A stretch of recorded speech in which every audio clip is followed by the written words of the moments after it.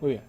Así como la lectura tiene ciertas propiedades que son particulares de ese fenómeno y que exploramos un poco cuando hablamos acerca del movimiento de los ojos,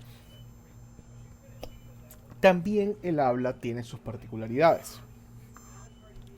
Primero hablemos un poquito acerca del estímulo. ¿Ok?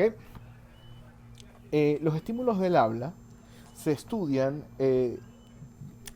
bajo la perspectiva de la acústica, que es el estudio de las propiedades físicas de los sonidos. Básicamente los sonidos se pueden describir de diferentes maneras, obviamente, ¿no? Eh, Típicamente cuando estudiamos sonidos utilizamos lo que se conoce como un espectrograma, que es un instrumento que nos muestra la distribución del sonido de forma gráfica, ¿no? Podemos ver las ondas. Eh, un espectrograma muestra en esencia la cantidad de energía de un sonido cuando se representa la frecuencia a lo largo del tiempo. Los picos de energía que se perciben en el espectrograma es lo que se conocen como los formantes, ¿ok? El punto más alto de la pronunciación de la palabra. La estructura del formante es una característica importante de los sonidos. Todas las vocales y algunas consonantes tienen formantes. El patrón de los formantes es particularmente importante cuando vamos a tratar de distinguir las vocales. Luego, los sonidos del habla pueden ser distinguidos en dos niveles. El nivel fonético, donde describimos el detalle acústico de los sonidos del habla, o sea, sus propiedades físicas, y la fonología, que describe la categoría de los sonidos que utiliza cada idioma. Disculpen un segundo. Ah. Em, por ejemplo, eh, consideremos, por ejemplo, el caso de las palabras caso y casa, que es un ejemplo que ya hemos trabajado antes, ¿no? So y sa. Aunque las dos tienen la letra S, el sonido que utilizamos de hecho es distinto. S, so, so, so, so, s, s, s. Traten de hacerlo ustedes. Ka, so, ka, so. Fíjense cómo el movimiento de la boca cambia, ¿no? En un caso, en este caso, va bien, eh, tendemos a cerrar los labios para prepararnos para formular la letra O. En el caso de casa, ¿no? Tendemos más bien eh, a extender los labios. Lo que termina pasando es que aunque son sonidos similares, ¿no? O mejor dicho, aunque es la misma letra, la fonética es distinta. Em, lo cierto es que hay distintas maneras en las que podemos clasificar los sonidos. Por ejemplo, lo clásico, una de las clasificaciones más clásicas es cuando hablamos de los sonidos aspirados y no aspirados, ¿no? Los sonidos aspirados son aquellos que se producen cuando hacemos una exhalación audible. Em, Mientras que los sonidos son aspirar son aquellos que se producen sin exhalación audible.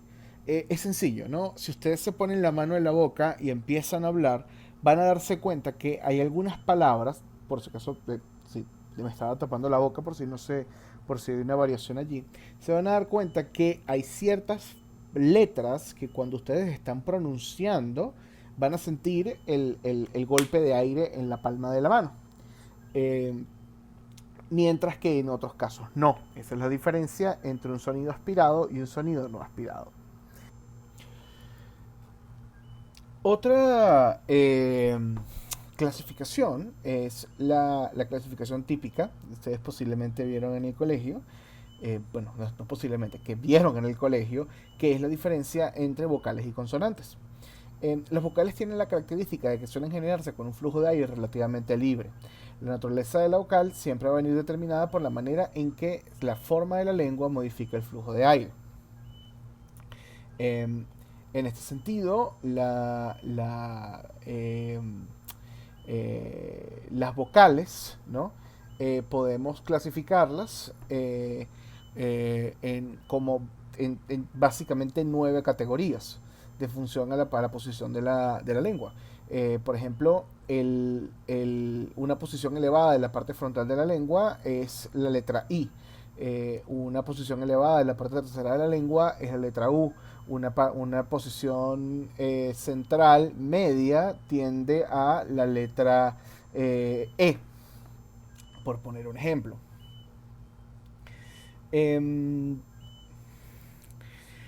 Por otro lado, las consonantes se forman cerrando o restringiendo parte del tracto vocal al pasar el aire. Por ejemplo, clasificamos las consonantes en función de su lugar de articulación, independientemente de que se pronuncien o no, y de la forma en que éstas se articulan. El lugar de articulación es la parte del tracto vocal que se cierra o constriñe durante la articulación. Por ejemplo, se dice que la P y la B son bilabiales. Y se hace el sonido cerrando la boca en los labios, mientras que la T y la D se forma poniendo la lengua detrás de los dientes. Para comprender la diferencia entre B y P, tenemos que introducir un concepto bien importante, que es el concepto de fonación. ¿Ok? En el caso de la B, las cuerdas vocales están cerradas y vibran desde el momento en que se abren los labios. Se dice que las consonantes han sido pronunciadas con voz o se les llama simplemente sonoras. En el otro caso, la P hay un breve lapso, ¿ok? Mientras que las cuerdas vocales se separan al pasar primero el aire entre ellas. De aquí que requieran cierto tiempo para poder vibrar. A estas consonantes se les llaman las áfonas, también producidas sin voz o sordas.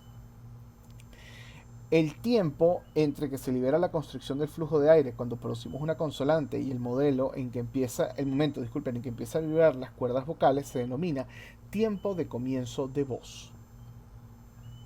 Es decir, es la latencia que hay entre el movimiento y la generación de la onda de sonido. La fonación puede también distinguirse entre consonantes pronunciadas y consonantes áfonas. Los sonidos D y T, por ejemplo, se hacen poniendo la parte delantera de la lengua en el arco alveolar, es decir, el arco, si ustedes con su dedo tocan el techo de su boca justo detrás de los dientes, van a sentir como un hueso. Ese es el arco alveolar. Por lo tanto, ¿no?, se dominan alveolares. Y las dentales se forman poniendo la lengua detrás de los dientes frontales superiores. Las labiodentales se forman poniendo el labio inferior contra los dientes superiores. Los sonidos postalveolares se hacen poniendo la lengua hacia la parte delantera de la parte dura del cielo de la boca, etcétera, etcétera, etcétera, etcétera. Ustedes pueden fácilmente buscar, de hecho voy a colocarles en la página web un vínculo para que ustedes vean el movimiento que se da en la boca cuando una persona habla. Es posiblemente una de las características más impresionantes del lenguaje. Siempre comento, ¿no?, que se cree típicamente que los seres humanos tenemos una desventaja frente a otras especies debido al hecho de que nosotros, por ejemplo, no tenemos una manera de regular su temperatura, nuestro pelaje es deficiente a la hora de cubrirnos del frío, no tenemos armas o no tenemos garras para defendernos, etcétera, etcétera, etcétera, etcétera. Pero lo cierto es que evolutivamente, posiblemente el aparato, todo el aparato vocal de los seres humanos es posiblemente una de las obras más impresionantes de la evolución. La cantidad de piezas, suena como una máquina, bueno, pero la cantidad de partes que se están moviendo cuando estamos hablando y la sincronía que hay entre todas esas partes no es nada menos que un milagro. Por supuesto,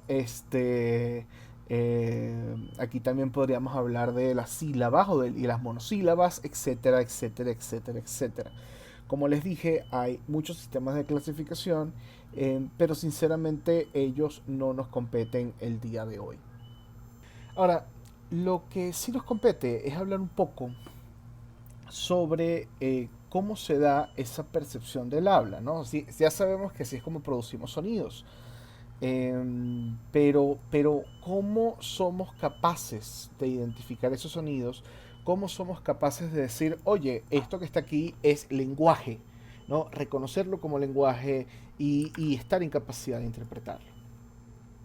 Lo primero es que, si ustedes se recuerdan, cuando estábamos hablando sobre la lectura, decíamos que hay algunas sacudidas hacia atrás que se llaman regresiones que se utilizan para verificar cuando cometemos un error al leer una palabra. Eso no pasa en el habla. Quizás la gran diferencia entre la tarea de lectura y la tarea de escucha es que el estímulo de la escucha es realmente breve, dura muy poco tiempo. Sin embargo, aunque pasa eso, normalmente nosotros tenemos una habilidad, podríamos incluso llamarla extraordinaria, eh, para identificar, ¿no? Y para llevar el hilo e ir comprendiendo las palabras. Y este proceso es automático, ¿ok?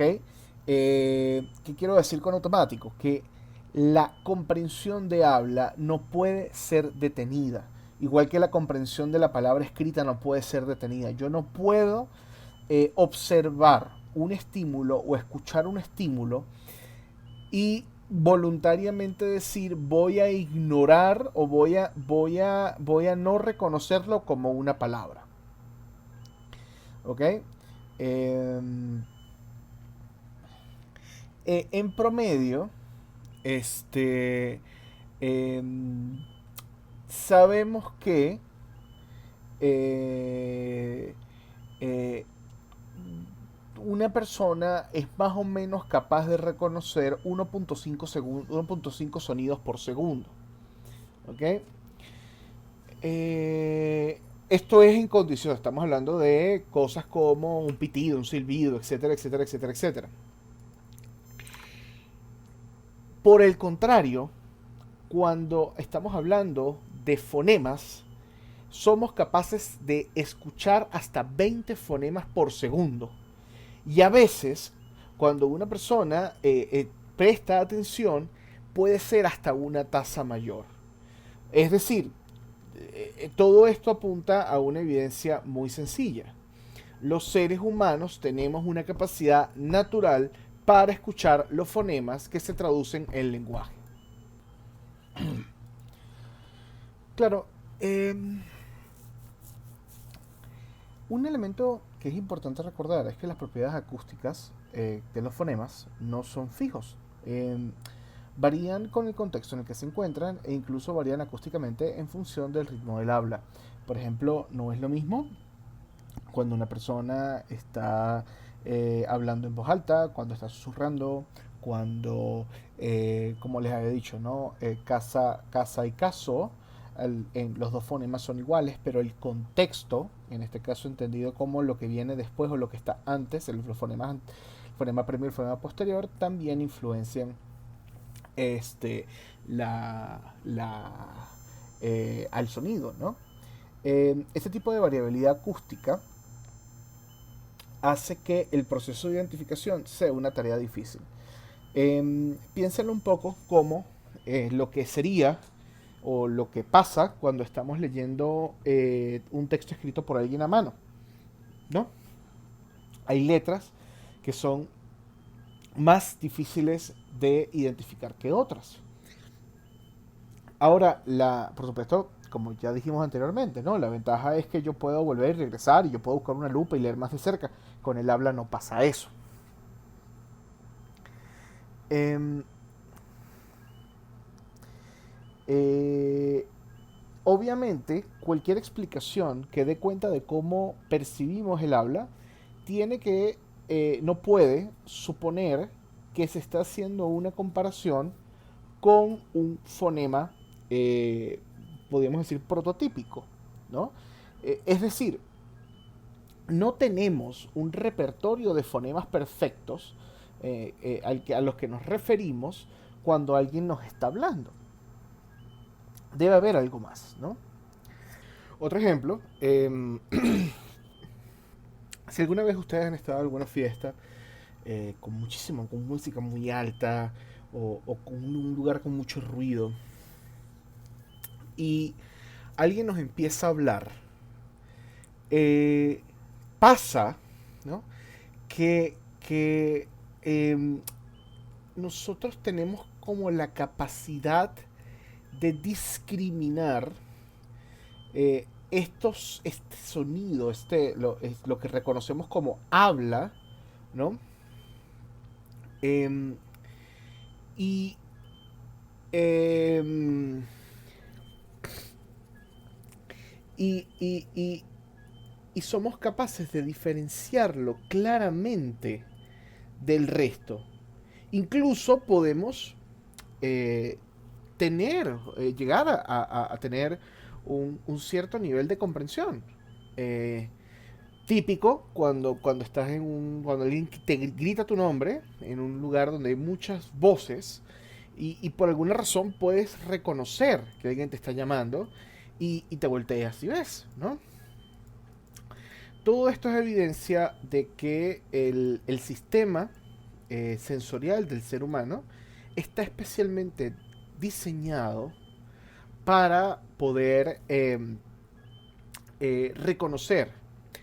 Claro, aunque ya había comentado previamente que una de las características del lenguaje hablado es que es discontinuo, uno de los grandes problemas a los que tiene que enfrentarse la gente que estudia acústica y más específicamente la psicolingüística del habla es lo que se conoce como el problema de segmentación.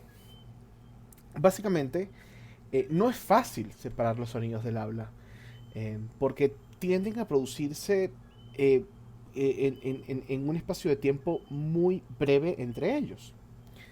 Eh, y ojo, es un problema que no nos pasa únicamente con los sonidos dentro de las mismas palabras. Porque en condiciones normales las palabras también van unidas. Si ustedes me están escuchando, en este momento me están escuchando hablar, eh, básicamente parecería que yo estoy diciendo una palabra tras otra, ¿no? Que no hay separaciones, excepto cuando uso el silencio.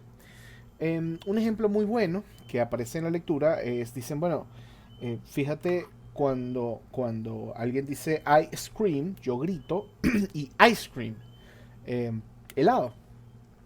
Eh, la única manera en la que yo tengo de separar o de entender qué se está diciendo es el momento de silencio que hace el interlocutor.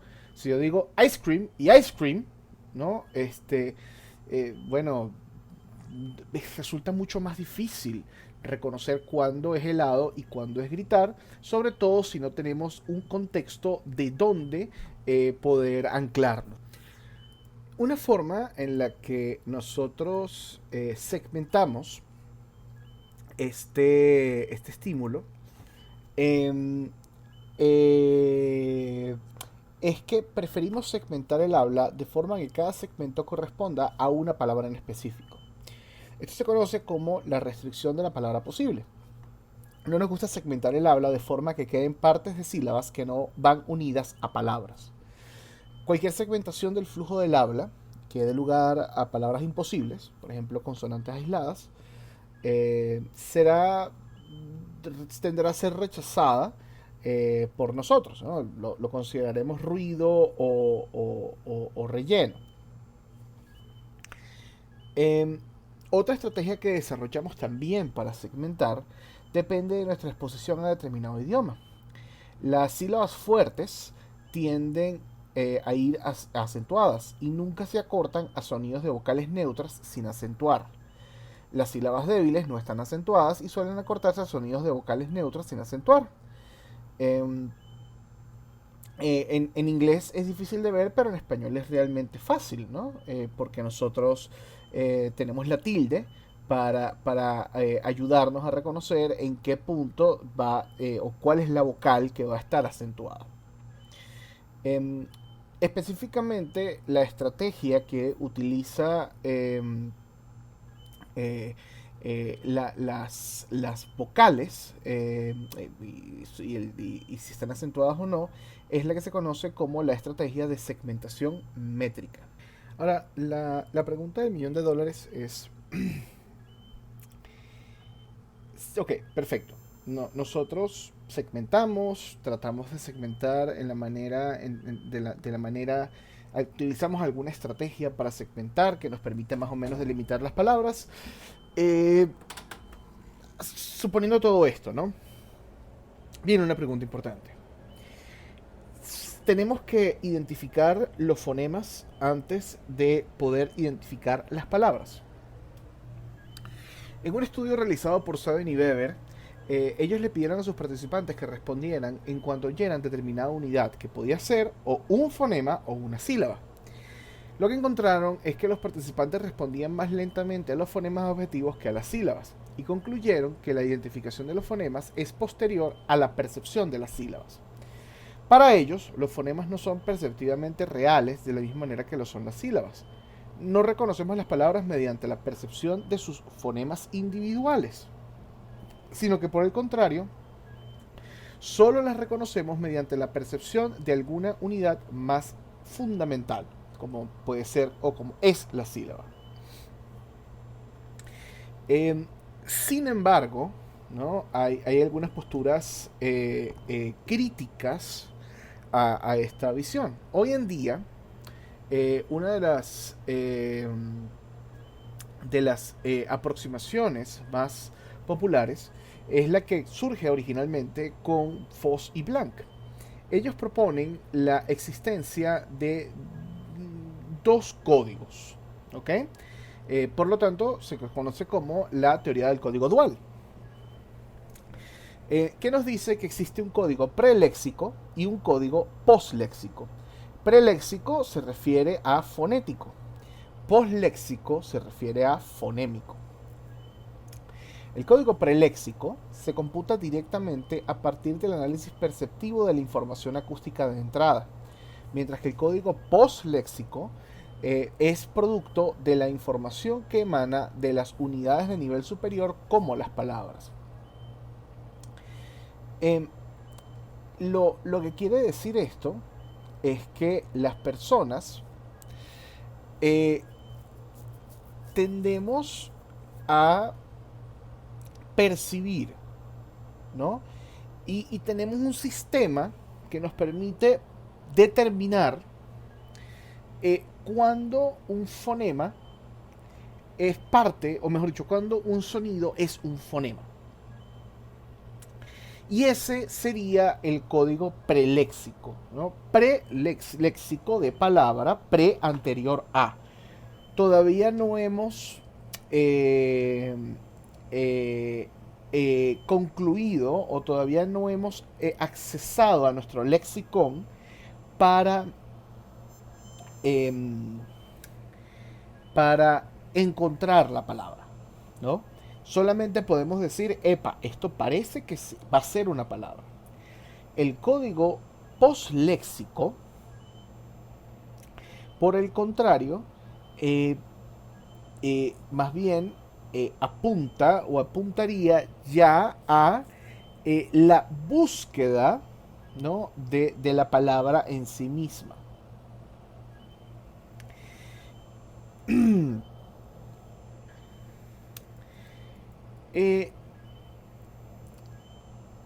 En general, basado en esto, podríamos decir entonces que hay tres grandes etapas en el reconocimiento del habla. La primera es el contacto inicial, donde ocurre, o sea, donde hay una excitación en función a las ondas sonoras que lleva a la elaboración de una representación de la entrada sensorial. Es decir, tengo información, esta información la estoy procesando y la estoy representando mentalmente. ¿Ok? Aquí estamos en una etapa completamente preléxica.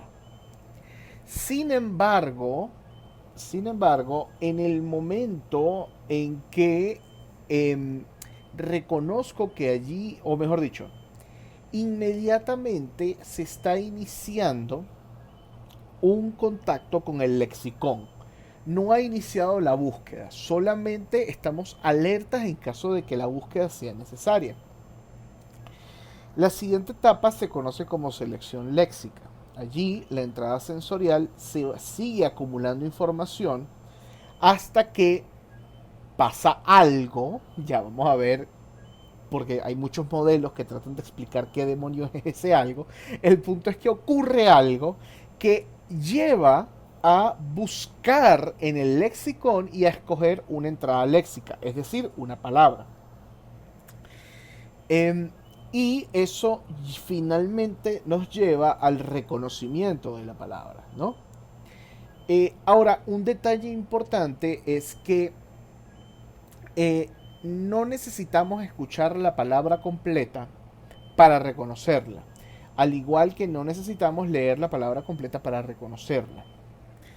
Eh, de hecho, los estudios de laboratorio han encontrado que el punto crítico donde empieza el reconocimiento, donde se hace el reconocimiento de la palabra, es más o menos en el punto del formante.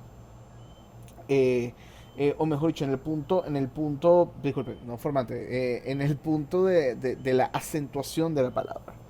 Em, eh, Esencialmente no necesitamos escuchar, no necesitamos eh, eh, recibir toda la información. Eh, de lo contrario, de hecho, si tuviésemos que recibir toda la información para entender la palabra, no podríamos tener habla continua, porque tendríamos que parar, escuchar cada palabra por separado y luego ir conectando. O sea, sería un proceso mucho más lento.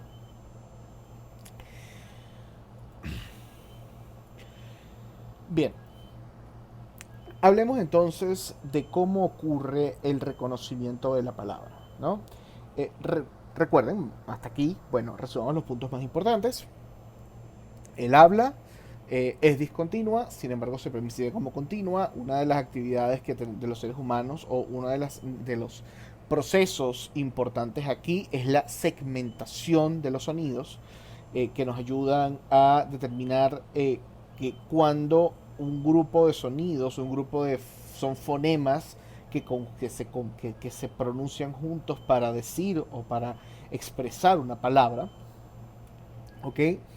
En el momento en que segmentamos, empezamos a absorber información sobre, o mejor dicho, en el momento en que cortamos con lo anterior, no decimos, bueno, hasta aquí llegó esto, aquí viene algo nuevo, ¿no? Aquí viene un segmento nuevo.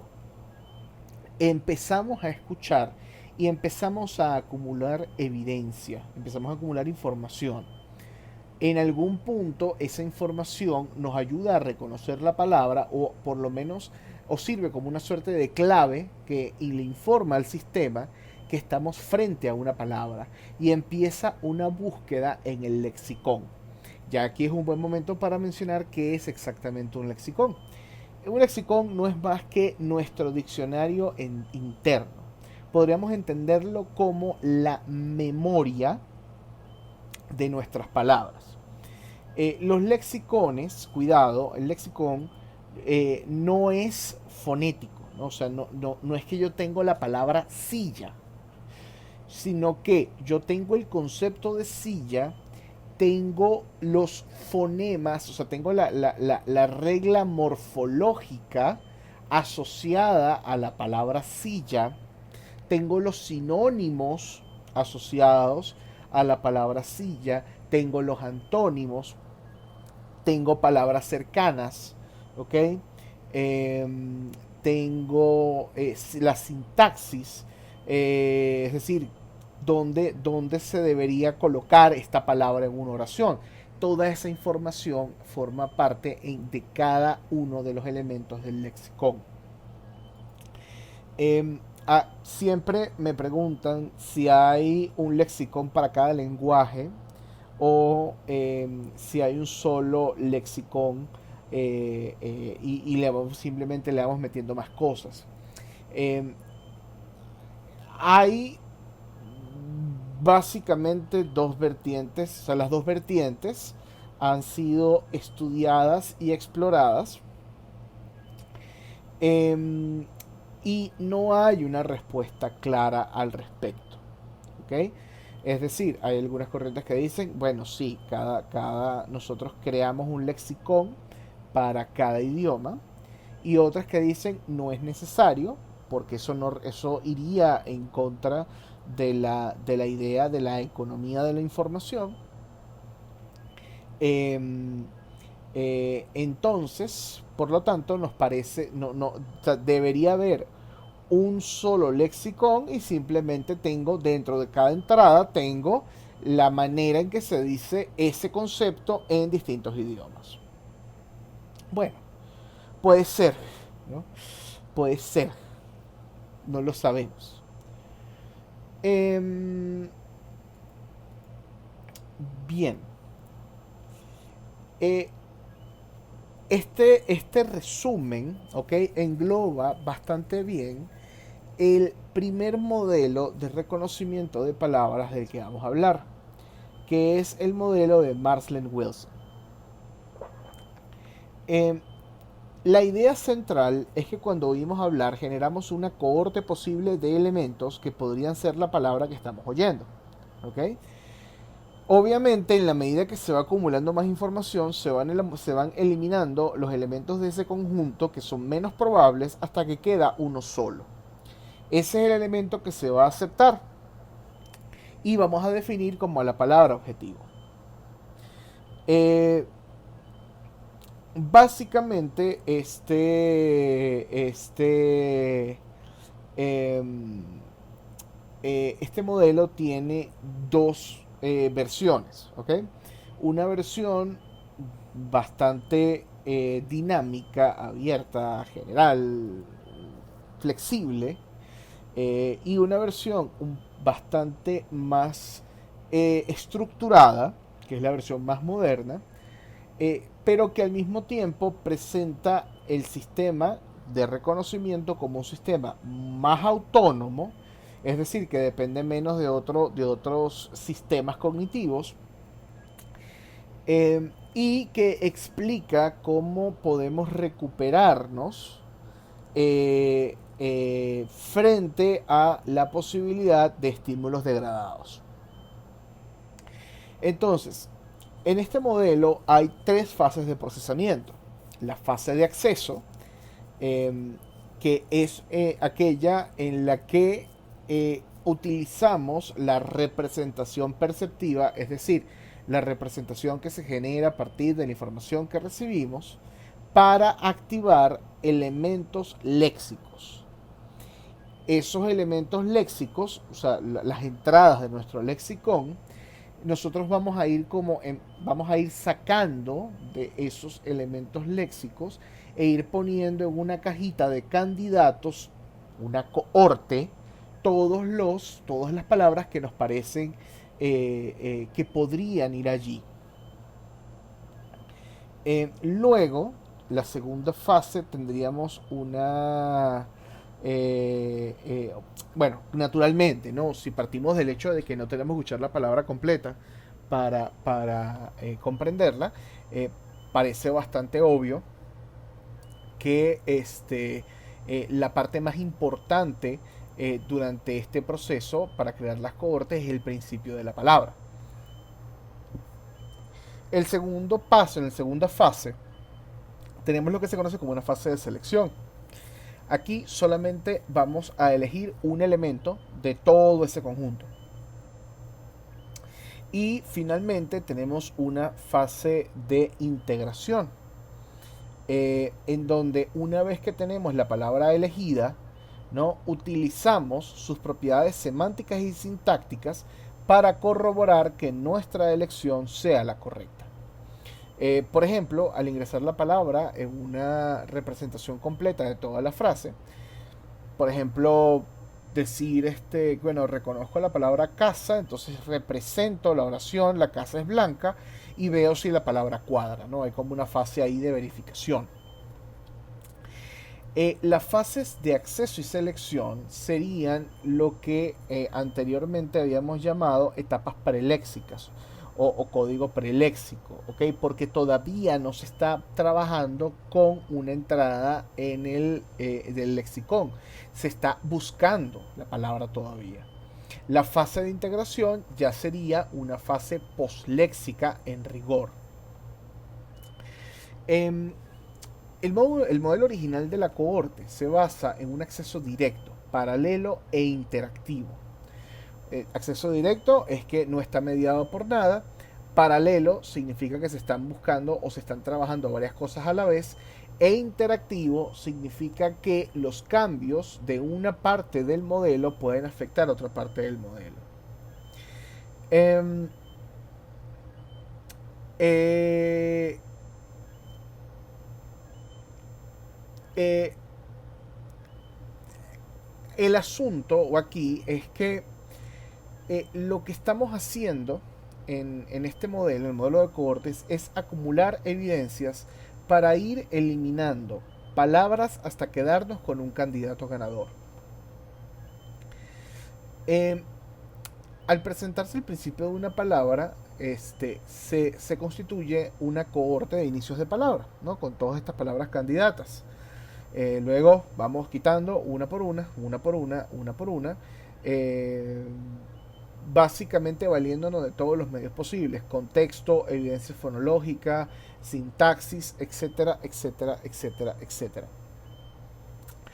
El momento en que queda un solo candidato, es decir, que seleccionamos la palabra, es lo que se conoce como el punto de singularidad. Eh, que es ese momento en donde podemos distinguir una palabra de otras palabras similares.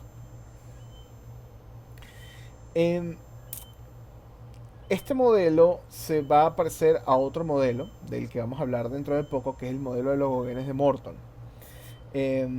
Quizás la gran diferencia es que, bueno, no, hay varias diferencias, pero quizás el aspecto más relevante es que este modelo está explícitamente pensado para explicar el reconocimiento del habla. Mientras que el modelo de logogenes comprende tanto habla como lectura. Bueno, al menos su versión revisada. La forma original era trabajada solamente con lectura. Ahora, antes de hablar sobre los siguientes modelos, es importante recalcar em, que no hay un acuerdo sobre la manera en la que nosotros almacenamos con palabras en el lexicón. Y digo esto porque, como vamos a ver más adelante, distintos modelos plantean distintas estructuras del lexicón. Eh, Básicamente, ¿ok? En líneas generales hay dos grandes hipótesis. La que se llama la hipótesis de lista exhaustiva y la que se llama hipótesis de la descomposición obligatoria. Hay una tercera aproximación, que son las hipótesis de vía doble, eh, pero claro, para poder hablar de ella, primero tenemos que hablar de las otras dos. Como su nombre lo indica, la hipótesis de la lista exhaustiva lo que nos dice es que absolutamente todas las palabras posibles son guardadas independientemente en el lexicón. Entonces, allí entra, por supuesto, carro, casa, lápiz, televisor, computadora, ¿ok? Todas las palabras a las que nos enfrentemos, que conozcamos, van a tener su entrada propia. ¿Cuál es la particularidad de la lista exhaustiva? Que incluso las conjugaciones de las palabras también van a tener una entrada. Entonces, casa, casota, casita, casómetro, casón, ¿no? Todas estas variaciones de la palabra casa tienen sus entradas propias. Naturalmente, la hipótesis de la lista exhaustiva presenta un problema bien importante porque una vez más viola uno de los principios básicos de la psicología cognitiva, que es el principio del ahorro cognitivo. Por eso es que autores como Taft y Forster han desarrollado y han promovido la idea de una de la hipótesis de la eliminación o de la descomposición obligatoria. Lo que nos dice esta hipótesis es que nosotros básicamente para reconocer una palabra morfológicamente compleja, por ejemplo casómetro, ¿no? Primero nos deshacemos de sus sufijos. Por supuesto, el proceso lleva por nombre eliminación de sufijos por razones más que obvias.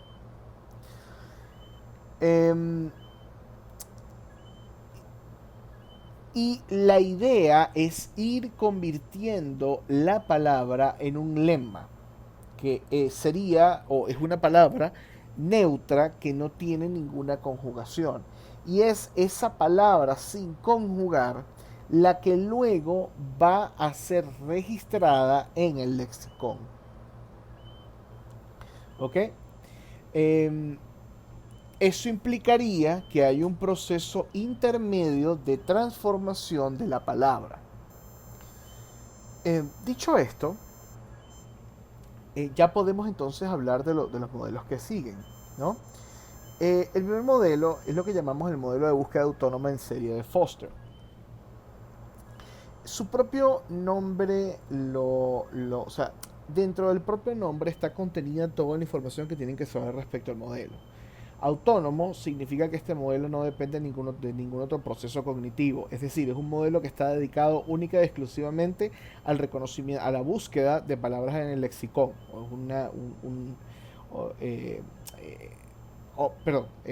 Se refiere a un proceso cognitivo que está dedicado únicamente a la búsqueda de palabras en el lexicón y que no depende o se ve influenciado por otro proceso cognitivo. En serie significa que es un proceso que va en secuencia, es decir, no se pueden hacer varias cosas en paralelo. Para hacer una habría que terminar la anterior.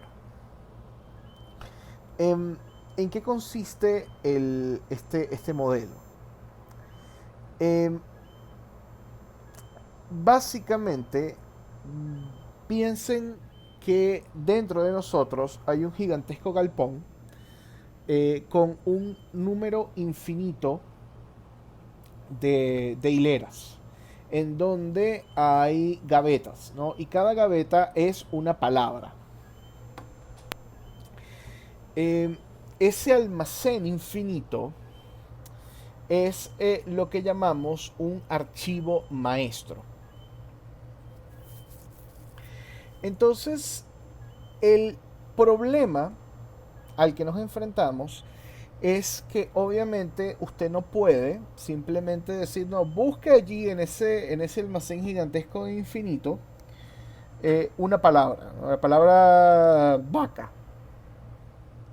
Bueno, usted no sé, usted verá, podría pasar una vida entera buscándolo, ¿no? Como buscar un libro en la biblioteca sin saber dónde está el libro. Si uno, bueno, bueno, y tiene una biblioteca completa. Bueno, voy a ver si consigue. ¿Dónde está la sección de biología? No sé. Por ahí. ¿Dónde está la sección de psicología? No sé. Entonces, para resolver ese problema, instalamos en la entrada de ese almacén una serie de archivos más pequeños. ¿Ok?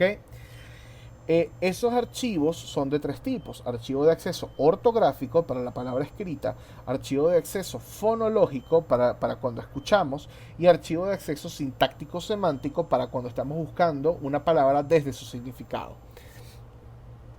Entonces, dentro de cada uno de de estas gavetas o de estas computadoras, vamos a llamarlas computadoras, están las palabras organizadas en función de una frecuencia, de su frecuencia decreciente. Es decir, las palabras más usadas están en la parte de adelante del archivo y las menos utilizadas estarían al final de estos archivos. Entonces, ¿qué pasa? Te dicen, bueno, busca la palabra cerdo porque la leíste. Tú te vas a tu archivo de acceso ortográfico, abres tu gaveta, y vas buscando. Ah, encontré la palabra cerdo. Este archivo lo que nos va a decir es dónde está la localización de la palabra cerdo en el archivo maestro, que es el galpón. ¿Ok? Entonces, lo que tenemos es un archivo que nos sirve de referencia para después decir, ok, en vez de tener que buscar por todo el galpón, puedo enfocarme o tengo que ir nada más a piso 3, sala 6, estante 4, línea 2, whatever, ¿no? Eh, una vez más, se le llama serial porque yo no puedo buscar varias palabras a la vez. Cada palabra tiene que ser buscada por separado. Eh,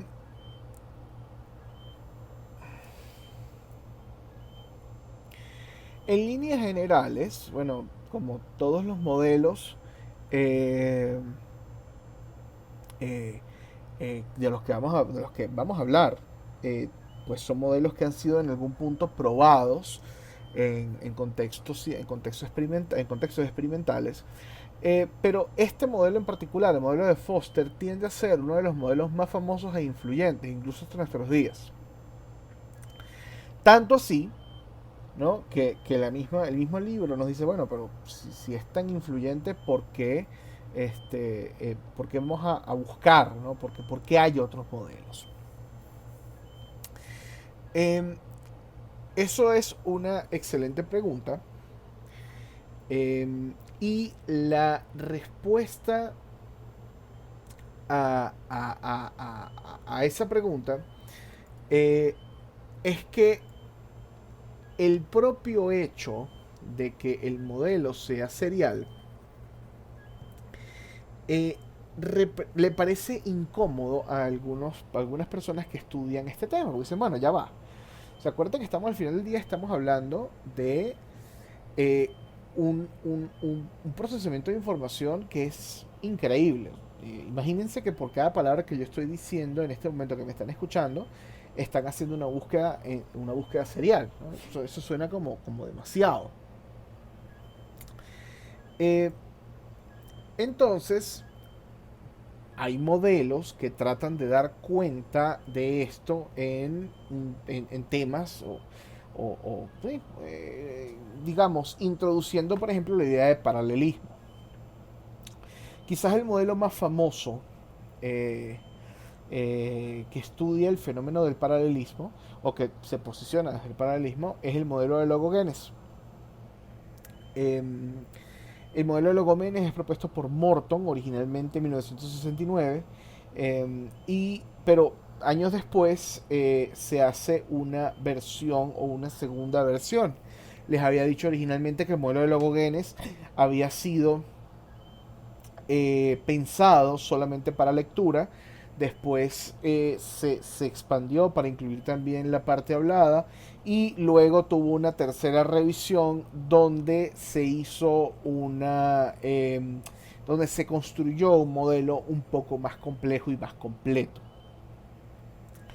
La idea básica del modelo de Logogenes es extraordinariamente sencilla.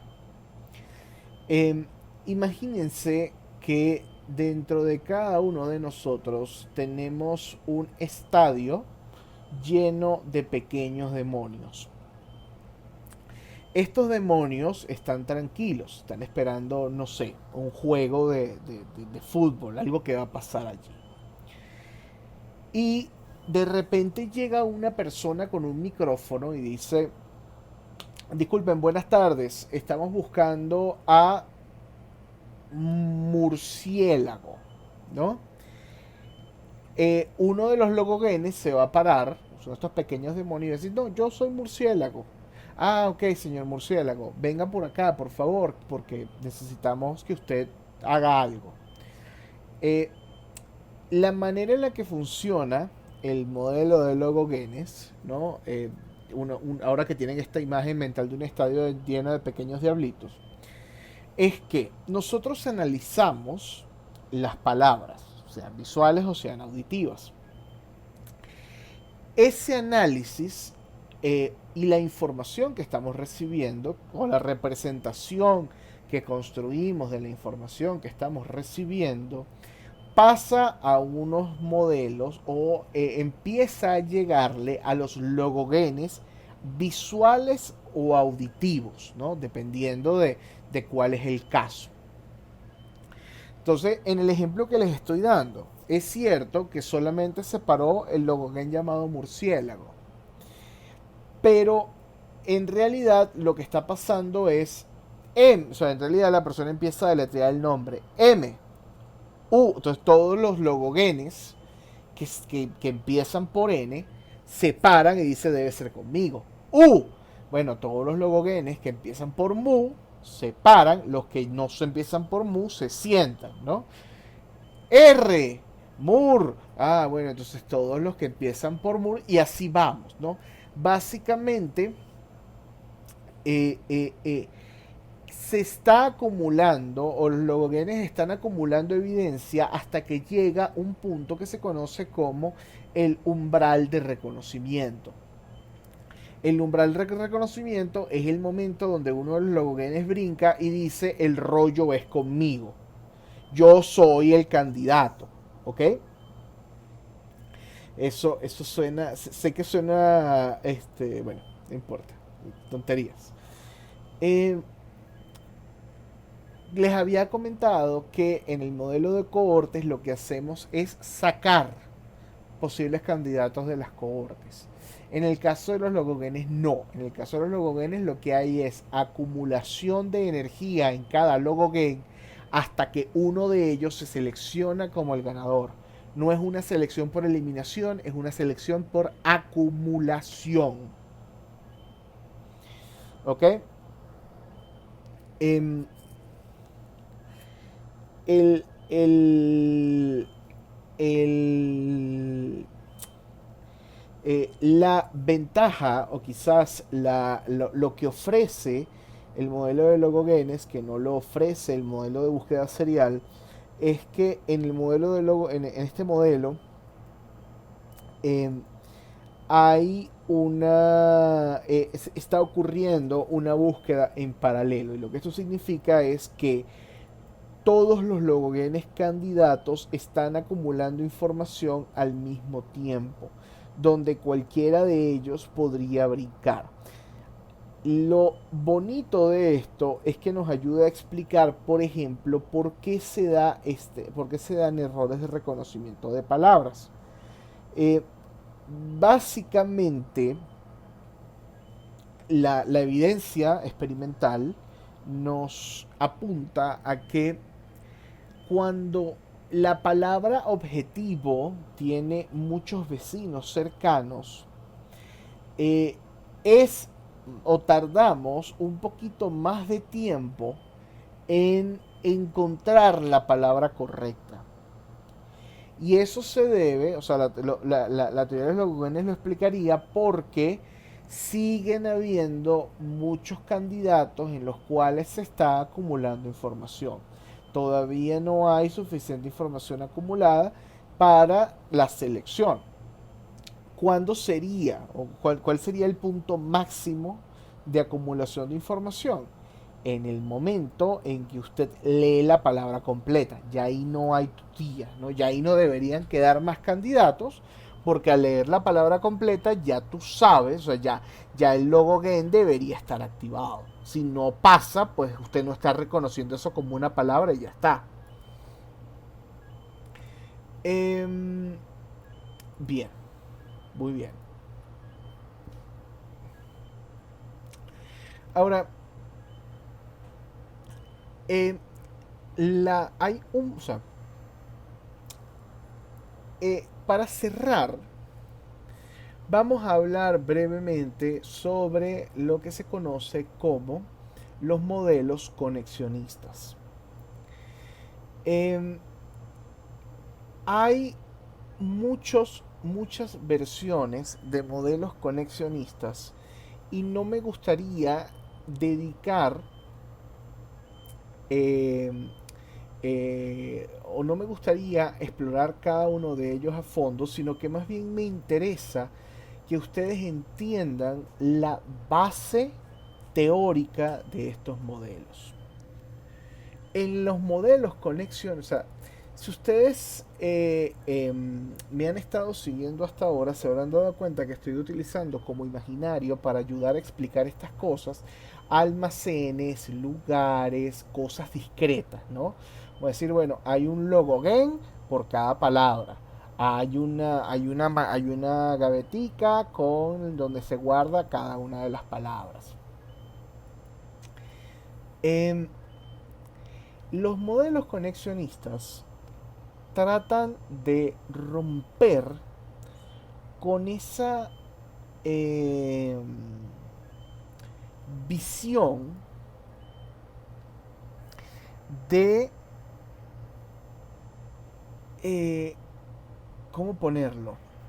Tratan de romper con esa visión de que las representaciones mentales son discretas.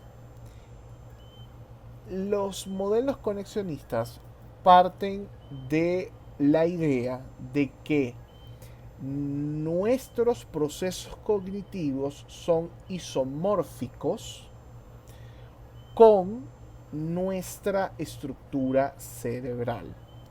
Lo que eso quiere decir es que así como nuestro cerebro es un sistema de interconexión de neuronas, también lo son, disculpen, nuestras ideas, nuestro conocimiento, nuestras palabras, etcétera, etcétera, etcétera, etcétera.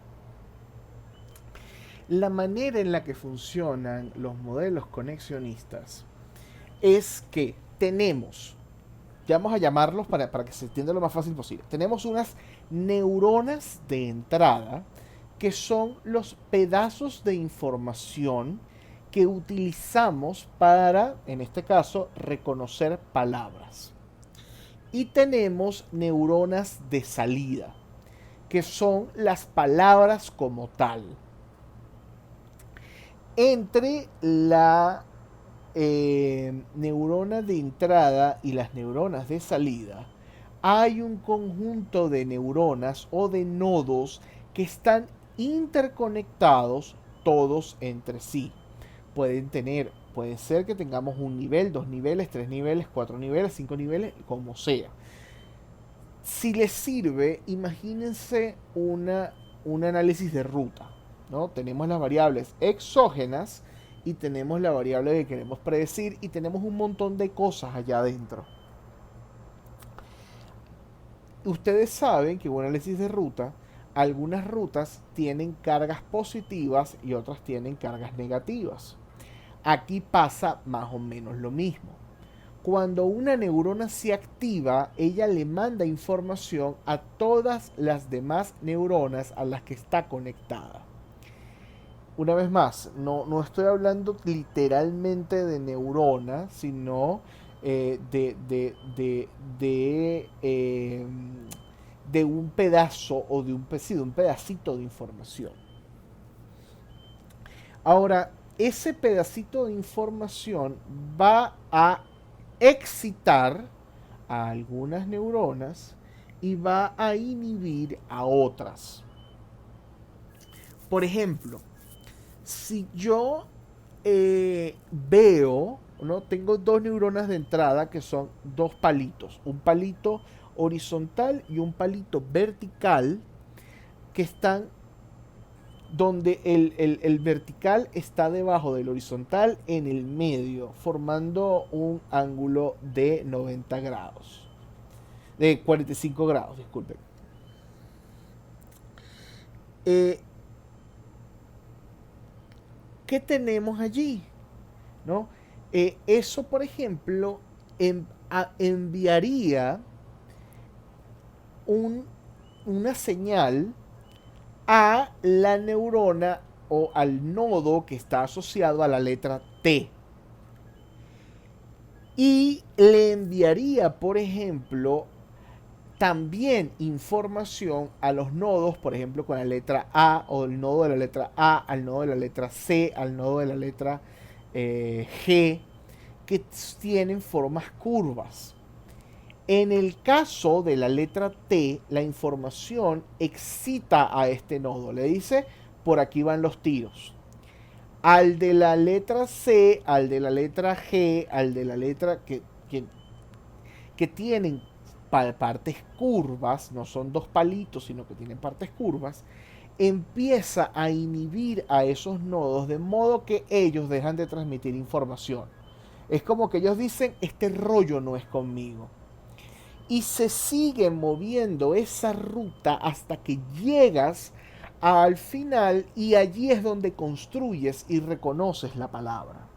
Se le llama modelos conexionistas porque lo que se estudia aquí o lo que se plantea es que no hay una palabra. Las palabras son sistemas o nodos interconectados. Un ejemplo de esto lo van a ver muy claramente en la figura 6.9 en la página 170 de su libro. Ahora, hay una cantidad importante de variaciones. Hay, por ejemplo, el modelo Trace, que es un modelo diseñado específicamente para la comprensión de la palabra hablada. Perdón, no, el modelo 3 no, disculpen. El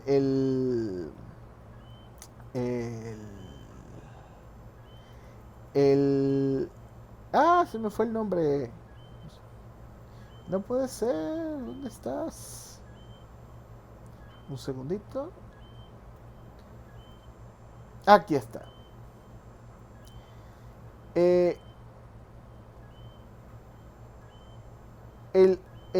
modelo de Hellman, ¿ok? Por ejemplo, es la figura 9.6 desde la página 243 de su texto. Va a introducir algunas complejidades a esto que acabo de describir. La primera complejidad es que introduce unos nodos adicionales que se llaman nodos de contexto. Es decir, bueno, está el nodo de entrada, están los nodos de salida, están los nodos ocultos, que es lo que está en el medio, y esos nodos ocultos también están en contacto con lo que se llaman unidades de contexto, que es toda la información ambiental que también ayuda a discriminar o a determinar las palabras. Otra característica de este modelo es que es tanto arriba abajo como abajo arriba.